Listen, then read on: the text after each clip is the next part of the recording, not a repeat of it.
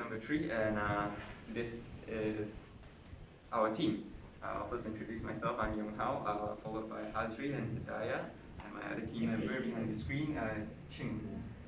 So for our group project, title of our project is Driver Drowsiness Detection. So the initial plan for our project was to use Java to do a feature-based extraction by using a OpenCSV Java version of OpenCSV called Java CV to extract landmark features, as you can see behind us here, and convert it to ratios such as eye aspect ratio, mouth aspect ratio, and mouth over eye ratio.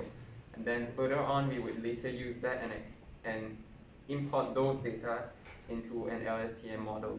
Unfortunately for us, we did not manage to use Java for our project this time round, mainly for a few reasons. When we fed our dataset into it, the videos were slightly tilted and some were flipped completely, which caused us a significant amount of time to pre-process it. And as well as when we were running it on Python, it was slightly faster. So it may have perchance be our fault for not fine-tuning it, but in the end we ended up in Python. So I will leave the other explanations to the rest of my team. Okay. When we switch to Python, we use the classifier of cascade, which consists of 3 with the frontal face and left and right eyes. From there, we feed the features to the CNN model, and the CNN model consists of a conventional layer followed by a pooling layer. And at the end of the output layer, after that, we use the cross entropy to produce the result of the detection. So as you can see here, the driver is alert because we have a score that will detect the alertness of the driver. Starting from 0, the driver is alert, then it will increase. We say ngantuk ke. This means showing that the driver is starting to get sleepy. Then if it keep increasing until 20, it will alert the driver to stop the car now and alarming the driver to stop the car and have a rest.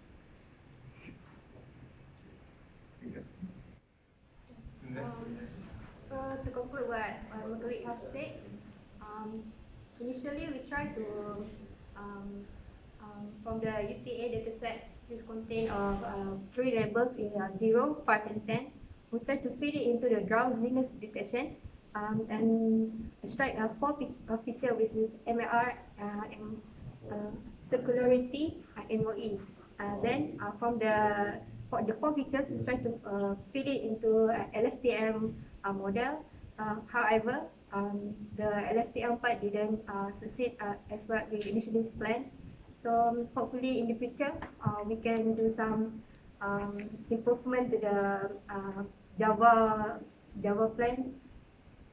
So that's all. Thank you. So before we end this presentation, I going to explain some about the data set that we will be used in our program.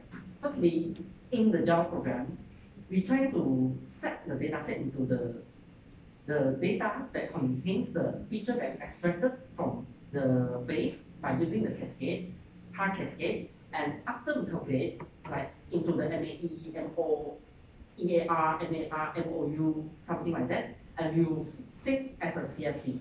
Then we are planning to use this long short-term memory network, which is a recurrent neural network, to find out the relationship of these features and the status of the driver.